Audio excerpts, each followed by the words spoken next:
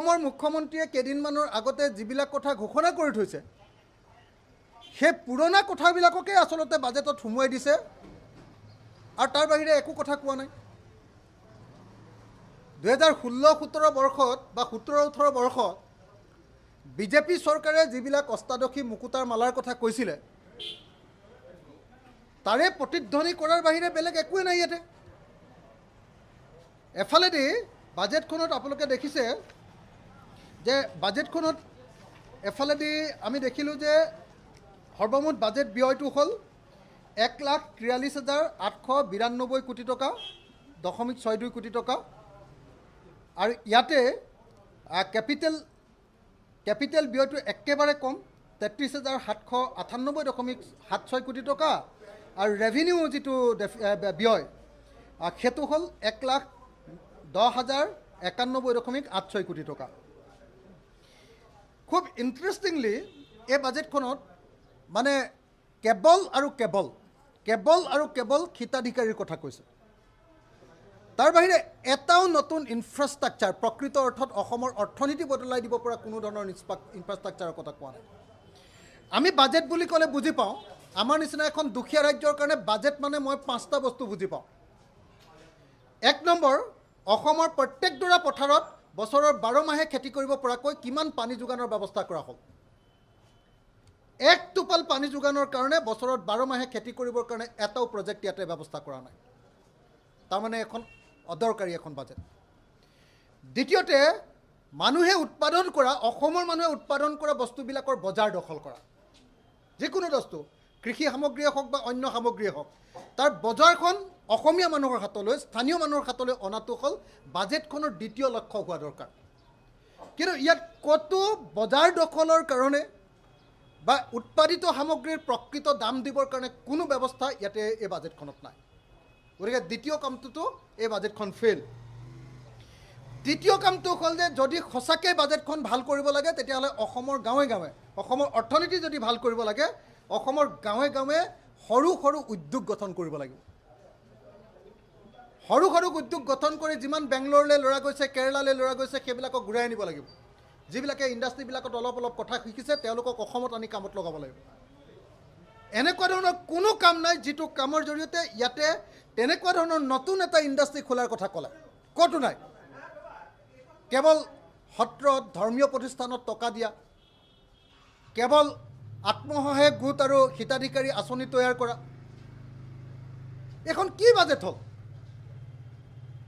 আমাক অসমখনক আকৌ মধ্যযুগলৈ ঘূৰাই নিবলৈ দিয়া বাজেট নেকি এখন?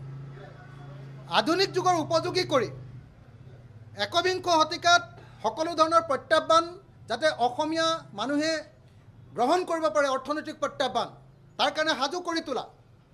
আজি অসমত শিক্ষিত নিবনুৱা আজি একেবাৰে এক্সেঞ্জত মানে নাম লিখি থোৱা নিবনুৱাৰ সংখ্যা 18 লাখতকৈ বেছি, 18,05,000। সেই 18,05,000ৰ কোনজন যুৱকক ইয়াত চাকৰি দিয়াৰ কথা ক'লে বা কোনজন যুৱকক কৰ্মসংস্থাপনৰ কথা ক'লে আপোনালোকে চাওক নিজে এবাৰ। ইয়াত কোনো ধৰণৰ কৰ্মসংস্থাপনৰ কোনো ব্যৱস্থাৰ কথা কোৱা নাই, বৰং কেৱল ইয়াত কেৱল হিতাধিকাৰী আঁচনিৰ কথা কোৱা হৈছে। হিতাধিকাৰী আঁচনি, তাৰ বাহিৰে একো নাই।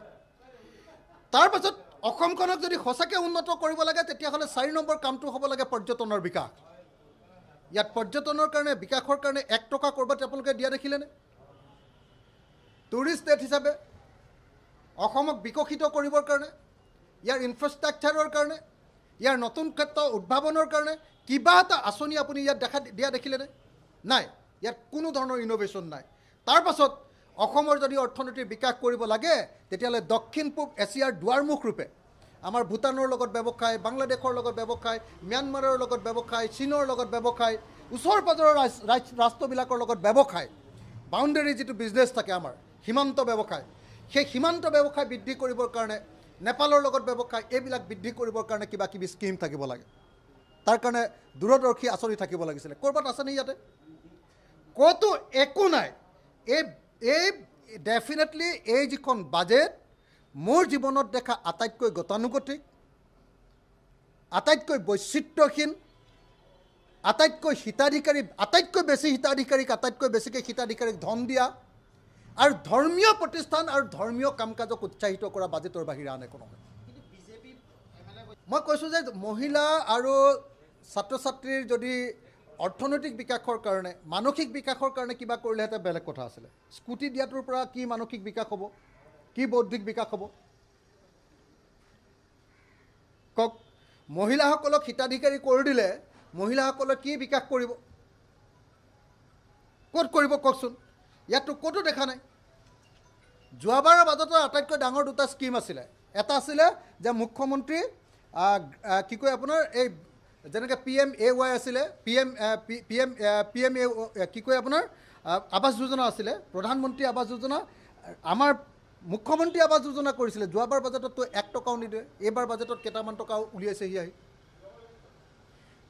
নাই এই বাজেটখন একেবাৰে সম্পূৰ্ণৰূপে এখন গতানুগতিক বাজেট এই বাজেটখনৰ পৰা অসমে পাবলগীয়া বিশেষ একো নাই আৰু আটাইতকৈ ডাঙৰ কথা বিত্তমন্ত্ৰী হিচাপে বিত্তমন্ত্ৰীগৰাকীৰ যে কোনো স্বতন্ত্ৰতা নাই বিত্তমন্ত্ৰীগৰাকীয়ে যে আচলতে মুখ্যমন্ত্ৰীয়ে আগতে ঘোষণা কৰি থোৱা যিবিলাক আঁচনি সেই আঁচনিবিলাককহে ইয়াত লিপিবদ্ধ কৰিছে তাৰ বাহিৰে যে নিজে তেওঁ একো ভাবিব পৰা নাই বা যে তেওঁক যে কোনো স্বতন্ত্ৰতা দিয়া হোৱা নাই কেৱল মুখ্যমন্ত্ৰীৰ কথাৰ প্ৰতিধ্বনি যদি বাজেটখনত কৰে তেতিয়াহ'লে বিত্তমন্ত্ৰীৰ স্বতন্ত্ৰতা ক'ত গতিকে এই বাজেটখনে অসমৰ অৰ্থনীতি বিকাশৰ কাৰণে কোনো কাম নকৰে এইখন এখন একেবাৰে নতুনত্বহীন পালমৰা আৰু একেবাৰে হিতাধিকাৰী সৃষ্টি কৰা আৰু ধৰ্মীয় প্ৰতিষ্ঠানক উৎসাহিত কৰা বাজেটৰ বাহিৰে আন একো বাজেট নহয় এইখনৰ পৰা নিবনুৱা সমস্যাৰ সমাধান নহয় এইখনৰ পৰা বস্তুৰ মূল্যবৃদ্ধি ৰোধ কৰাৰ ক্ষেত্ৰত কোনো ধৰণৰ ব্যৱস্থা নহয় এইখনে অসমৰ বানপানী সমস্যাৰ স্থায়ী সমাধান কৰিবৰ কাৰণে কোনো ব্যৱস্থা লোৱা নাই সৰু এটা স্কিম লৈছে তাৰ বাহিৰে অন্য কোনো ব্যৱস্থা লোৱা নাই এইখনে পৰ্যটনৰ বিকাশৰ কাৰণে কোনো ব্যৱস্থা লোৱা নাই